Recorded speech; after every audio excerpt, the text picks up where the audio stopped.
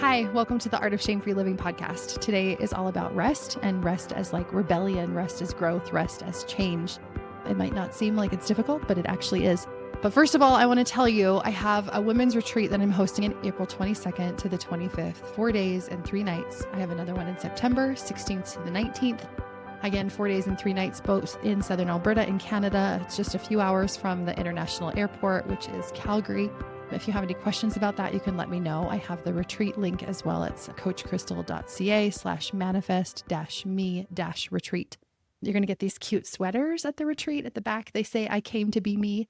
People have been loving them and asking me where I got them. So we designed them for this retreat.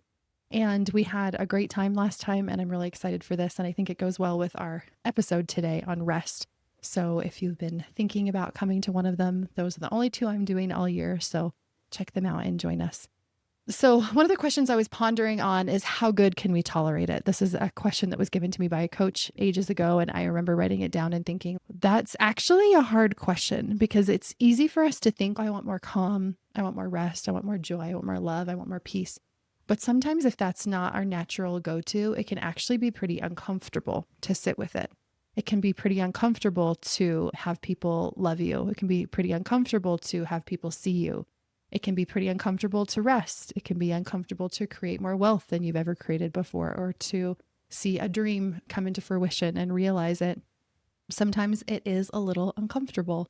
And I think part of moving through this discomfort opens us up to receive more. So I think that rest is actually a really healthy thing to practice.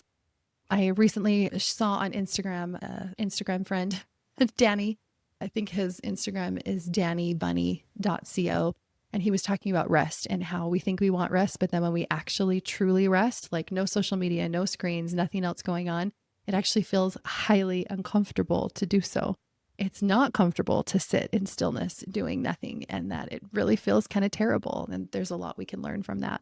So I want you to think about, yes, it sounds easy on the outset, but it's really not. And as we allow ourselves to rest more and move through the discomfort that's going to come when we rest more, we're going to open ourselves up to even more. And that moreness might also feel uncomfortable. But as we practice it in rest, it's like we're practicing it in other areas of our life also. And we get to open ourselves up to even more goodness, more fun, more amazingness, more ease. I want you to think about truly doing nothing. So I want you to think about just laying there, no screens, no podcast, no book that you're reading, no falling asleep. You're just sitting there with you. One thing I noticed years ago in my coaching was that when we first started doing this work, coaching, therapy, counseling, healing of any kind, a lot of times clients would feel really uncomfortable to be by themselves. They'd be like, I don't want to sit alone in my thoughts and with my feelings, because it kind of feels scary. What will I find there? What will be there for me when I sit in my own aloneness? That can be a scary thing. That can be a fearful thing. And it might sound silly, but it's really not. I would offer to go home and practice it and see for yourself, like, am I at ease with myself when I'm at rest? Or is it really uncomfortable? Is my brain telling me all the things that I should be doing? Is my brain telling me all the things I'm going to forget? Is it telling me that, like, I'm just being lazy? What's happening within yourself, in your thoughts and your feelings as you rest? I'm going to give you a little example. I was in Thailand when we were traveling around the world. I don't talk a lot about my world travels on this podcast, but on the Parenting Coach podcast, I do. So if you want to go listen to my other podcast, which I'm no longer producing new episodes, but I talk a lot about travels there. But we did an 8-month trip around the world, and I was spending some time in Thailand. And at this time, there was a bump in between clients and in between programs that I was doing. And so I had a month where I actually didn't have very much going on. And so I really felt drawn to this intention of, let's try to rest and let's just see what rest does, because I had noticed already that being stagnant kind of felt uncomfortable to me. And it felt like stagnancy to not do anything. And we had just come from a few months in Europe where every day, all day long was like go. And so we were pretty exhausted for the first couple of days, but then I really was like getting uncomfortable again and no, I should go do something.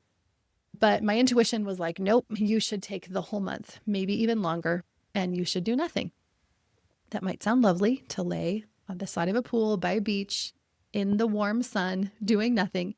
But it was not comfortable for me. And it was very eye-opening as to why it wasn't comfortable for me. Because as I laid there doing nothing, I would notice that my brain would be like, do something productive. Read a nonfiction book. Don't just read fiction, but read something where you're going to learn.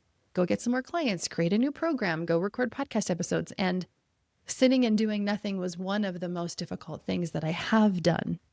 And that might sound silly, that might sound counterintuitive, but if that sounds silly or counterintuitive, I would invite you to just try it for even a day. I thought it would be much easier, but it was actually so hard. And I'm not alone in thinking this. I gave this exercise to some clients of mine, and one of them, they took a day off work to do nothing, and they found it very difficult. They actually texted me with just in a few hours and were like, this is so much harder than I thought it was going to be. They actually knew it was going to be hard right off the bat, but they just said it was way harder. Like it was so easy to just go back on your phone, to go back to doing. And even if it's kind of mindlessly scrolling, it sort of feels productive in a way. And so it feels a little easier than non-doing. When you're alone with your thoughts and feelings, it's just you there. There's nothing else there. It's like you get to confront your own self. When I did the 7-day meditation retreat, I think that was very confronting. It was a very confronting experience because you're just there by yourself with nothingness and you get to see what comes up. There is a quote that I wanted to share by Thomas McConkie. He's the guy that I did the retreat with, that I think talks a little bit about this. We invest our time, attention, and resources to escape the vulnerability we're already feeling in the body. We pursue symbols of security such as money and possessions in order to feel safe. We seek empty pleasures like scrolling on our devices and endless consumerism. We try to win the esteem of both ourselves and others by always being easy and constantly striving for accomplishment. We express a shallow sense of control by shouting over one another whenever we disagree.